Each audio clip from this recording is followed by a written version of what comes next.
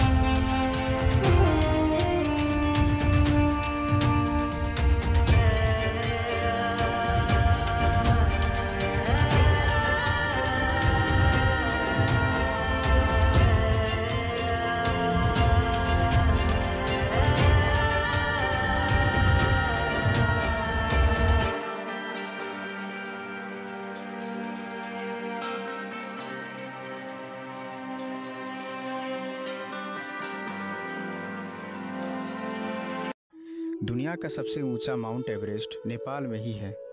गौतम बुद्ध का जन्म भी यहीं हुआ था। काठमांडू, जो नेपाल का कैपिटल है, जो एक ज़माने में दुनिया का वर्ल्ड कैपिटल माना जाता था, लेकिन काठमांडू उससे भी ज़्यादा अपने मंदिरों के लिए जाना जाता है, क्योंकि यहाँ पर 3000 से भी ज़्यादा मंदिर हैं, जिसमें से सबसे ज़्यादा पॉपुलर मंदिर जो है वो है पशुपतिनाथ मंदिर। काठमांडू शहर के हर एक इलाके में आपको मंदिर मिलेंगे। कहा जाता है यहाँ घरों से ज़्यादा आपको मंदिर दिखेंगे। यहाँ नेपाल में 125 एथनिक ग्रुप्स हैं और यहाँ 123 भाषाएं बोली जाती है, जिसमें से नेपाली बोलने वाले लोगों की पॉपुलेशन सबसे ज़्यादा है। यहाँ हमारे भारत की ही तरह बहुत सारे कल्चर पाए जाते हैं, जहाँ अलग अलग प्रकार के डांस और म्यूजिक पाए जाते हैं। यहाँ पर बहुत सारे फेस्टिवल्स बड़े धूमधाम से मनाए जाते हैं, जैसे कि दशहरा और तिहार। नेपाल भी मल्टी रिलीजन कंट्री है।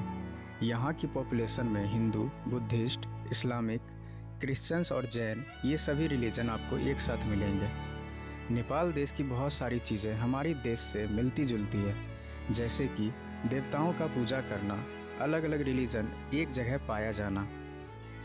लेकिन एक ऐसी चीज़ जो नेपाल को भारत से अलग बनाता है, या ये भी कह सकते हैं कि यहाँ एक ऐसा यूनिक ट्रेडिशन फॉलो किया जाता है जो शायद ही किसी और देश में फॉलो किया जाता होगा, जो एक लिविंग गॉडेस है, कुमारी। हम सभी भगवान की पूजा करते हैं मूर्तियों के रूप में, पर कुमारी को जो चीज़ इन सब से अलग बनाती है वो है एक जीती जागती इंसान, यानी कि एक कन्या को भगवान का रूप मानकर पूजा किया जाता है। नेपाल में ये माना जाता है कि कुमारी नेपाल की रक्षा करती है और देश की समृद्धि का भी ध्यान रखती है। आखिर इस ट्रेडिशन की शुरुआत हुई कैसे? अलग अलग लोग कहानियों पर विश्वास करते हैं। मैं आपको ऐसे 3 कहानी बताऊंगा जो बहुत फेमस हैं। पहली कहानी के अकॉर्डिंग नेपाल के एक राजा थे जिनका नाम था जयप्रकाश माला। हर रात राजा और माँ तालेजू, जो माँ दुर्गा का एक रूप है, जो साथ में पासे का एक खेल खेलते थे जिसे त्रिपासा भी कहा जाता है। माँ तालेजू हर रात राजा के साथ ये गेम खेलने आती थी, लेकिन उनकी एक शर्त थी। राजा उनकी इस मुलाकात के बारे में किसी को भी ना कहे, और ना ही ये पता चल सकता था कि माँ तालेजू राजा से मिलती है और उनके साथ ये गेम खेलती है, क्योंकि वो एक भगवान थी। ये कहा जाता है जब रानी ने उनसे एक बार पूछा था कि वो हर रात कहाँ जाते हैं, तो राजा कुछ नहीं कह पाते थे। राजा का रोज़ रोज़ रात में कमरे से बाहर जाना रानी को खटकती थी। रानी ये जानना चाहती थी कि आखिर राजा रोज़ रात को कहाँ जाते हैं, किससे मिलते हैं, या वो क्या छुपा रहे हैं। तो एक रात रानी ने राजा का पीछा किया और उन्हें एक कमरे में जाते हुए देखा। उनसे रहा नहीं गया तो वो कमरे में अचानक घुस गई, और जैसे ही रानी ने राजा और तालेजू को साथ में देखा तो रानी को कुछ समझ में ही नहीं आया कि वो क्या करे। पर इतने में रानी को वहाँ देखकर माँ तालेजू राजा से नाराज़ हो जाती है, क्योंकि उनके बात को फॉलो नहीं किया गया था।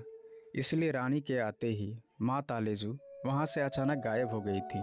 राजा तो पहले रानी पर चिल्लाते हैं, फिर उन्हें सारी बात बताते हैं। पर माँ तालेजू अब जा चुकी थी, लेकिन राजा उनसे फिर मिलना चाहते थे। तो उन्होंने देवी से बहुत प्रार्थना किया और राजा की काफ़ी मिन्नतों के बाद माँ तालेजू ने उनसे कहा, मैं तुम्हें नेवारी कम्युनिटी के किसी एक लड़की के रूप में हमेशा हमेशा के लिए मिलूंगी। और तब से ही कुमारी का ये ट्रेडिशन चल रहा है और इसी परंपरा के अनुसार नेवार कम्युनिटी के एक लड़की को माँ तालेजू का अवतार माना जाता है। दूसरी कहानी के अनुसार माँ तालेजू नेपाल की राजा त्रैलोकमाला से हर रात इंसानी शरीर में मिलने आती थी। राजा और माँ तालेजू दोनों साथ में त्रिपासु खेलते थे। एक रात जब हर रात की तरह राजा माँ तालेजू के साथ त्रिपासा खेल रहे थे, तो राजा ने माँ तालेजू की तरफ गलत कदम उठाया, उन्हें छूने की कोशिश करी, जिसकी वजह से माँ तालेजू गुस्सा हो गई क्योंकि उनका अपमान करा गया था। इसके बाद राजा को अपनी गलती का एहसास हुआ, जिसकी वजह से राजा ने अपनी गलती की बहुत माफ़ी मांगी और माँ तालेजू ने उनकी गलती स्वीकार करके उससे कहा कि वो नेवारी कम्युनिटी की एक कन्या के शरीर में अवतार के रूप में आएंगी और राजा उस लड़की की पूजा कर सकते हैं। तीसरी कहानी के अकॉर्डिंग राजा जयप्रकाश माला ने एक लड़की को अपने राज्य से बाहर कर दिया था, क्योंकि उस लड़की को माँ दुर्गा ने पॉसेस कर लिया था, जिसकी वजह से उन्हें समझ नहीं आ रहा था कि वो क्या करें। राजा डर गए थे। जब रानी को ये बात पता चली तो वो बहुत गुस्सा हो गई।